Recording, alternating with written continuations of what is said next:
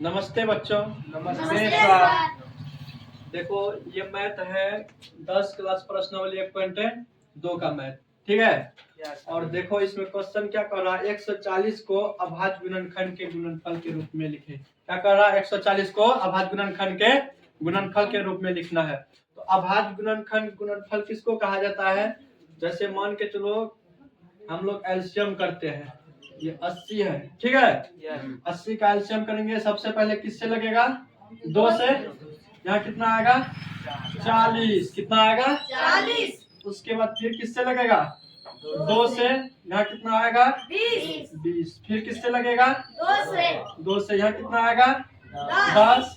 फिर किससे लगेगा? 2 से। यहाँ कितना आएगा? 5। और भी लगेगा किसी से? और किसी से लगेगा? नहीं लगेगा। तो अब देखो इसी को जब हम लोग लास्ट में लिखते हैं गुना के रूप में, तो इसको क्या कहा जाता है? अभाज्य गुणनखंड का गुणनफल रूप। क्या कहा जाता है? अभाज्य गुणनखंड का गुणनफल रूप कहा जाता है। तो ठीक उसी प्रकार 140 का भी अभाज्य गुणनखंड करके उसको गुणनफल के रूप में लिखा है। तो इसको इस प्रकार लिखा जाएगा। सबसे पहले हम लोग क्या करेंगे, 140 का एलसीएम करेंगे। क्या करेंगे? 140 का एलसीएम साइड में करेंगे। 140 देखो 2 से लगाएंगे, कितना आएगा? फिर अब किससे लगेगा? 2 से। कितना आएगा? 35।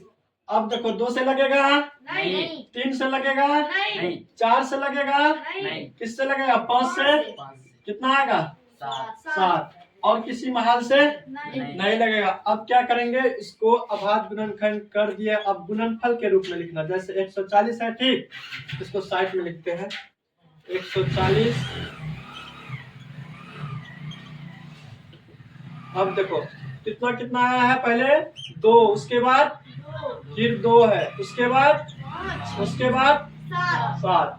अब यहाँ देखो इसको क्या करना है, 2 का मर्तबा है, 2 मर्तबा है, तो यहाँ पे 2 को 2 मर्तबा लिख देंगे, ठीक है।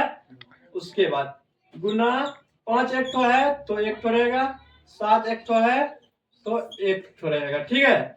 यही है अभाज्य गुणनखंड का गुणनफल रूप। तो अतः में हम लोग क्या लिखेंगे, अतः 140 का अभाज्य गुणनखंड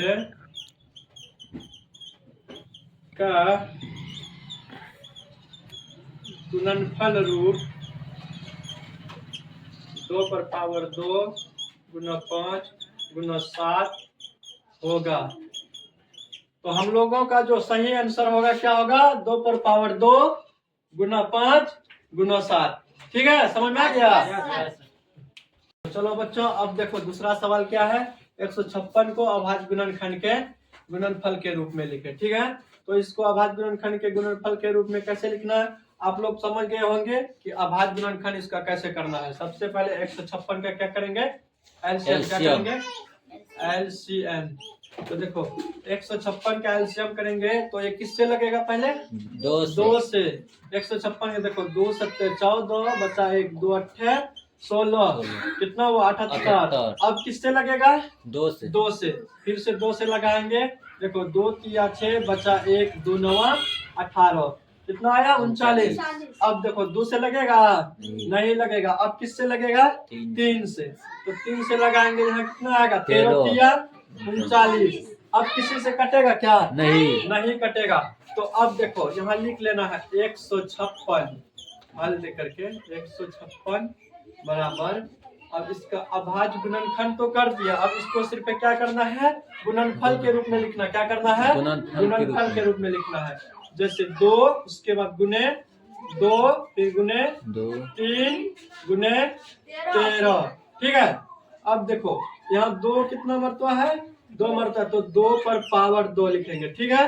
उसके बाद गुना 3 गुना 13, इसे 2 पर पावर 2 कहो या फिर 2 का स्क्वायर कहो, एक ही चीज होता है, ठीक है। तो ये अभाज्य गुणनखंड का गुणनफल रूप जो हुआ 156 का, ये है आपका आंसर। समझ में आ गया बच्चों? बच्चों अब देखो तीसरा सवाल क्या है। 3825 को अभाज्य गुणनखंड के रूप में लिखे। तो 3850 को अभाज्य गुणनखंड गुणनफल के रूप में लिखने के लिए इसका भी सबसे पहले क्या करेंगे? एलसीएम करेंगे। 3850 25, सॉरी 3850 नहीं 3825। तो देखो 3825 2 से नहीं कटने वाला है, ये किससे लगेगा? 3 से। 3 से करके देखते हैं, तो इसमें डिवाइड करना पड़ेगा 3825, है ना। इस प्रकार से 3 एकम 3, 8, 3 दूनी 6, 8 में 6 गया 2, 22, 3 छक्के 3 सत्ते 21, और ऊपर से 5, 3 पचे 15। ठीक है, ये डिवाइड हो गया, यानी कि यहाँ कितना आएगा? 1275।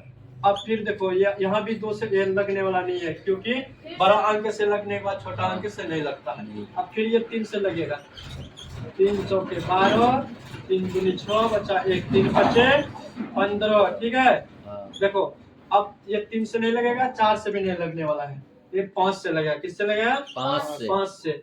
यहाँ आएगा 5, 5 अट्ठे 40, है ना। अब बचा 2 बचे 25। ठीक है, अब यहाँ देखो किससे लगेगा? ये 5 से। किससे लगेगा? 5 से। यहाँ 5 से लगाएंगे, 5 एकम 5 बचा 3, 5 दिया, ये 5 सत्ते 35, कितना आया? 17। अब किसी महल से लगने वाला है? नहीं लगेगा। तो अब इसको क्या करेंगे? अभाज्य गुणनखंड कर दिया, अब सिर्फ इसको गुणनफल के रूप में लिखना है। 3825 बराबर, देखो इसका अभाज्य गुणनखंड कर दिया, अब गुणनफल के रूप में लिखना है, तो क्या करेंगे? 3 गुने 3, है ना। उसके बाद क्या है? गुने 5, फिर उसके बाद क्या है? गुने 5, फिर उसके बाद क्या है? गुने 17। अब देखो यहाँ 3 कैठो है, 2 है, तो हम लोग कर देंगे 3 का स्क्वायर। ठीक है, उसके बाद देखो 5 कैठो है, 2 है, तो हम लोग कर देंगे 5 का स्क्वायर। अब देखो 17 कैठो है, 1 ठो है, तो ये 17 का 17 रहेगा। तो आपका आंसर हुआ 3825 का अभाज्य गुणनखंड का गुणनफल रूप, ये हुआ आपका आंसर। समझ में आ गया बच्चों?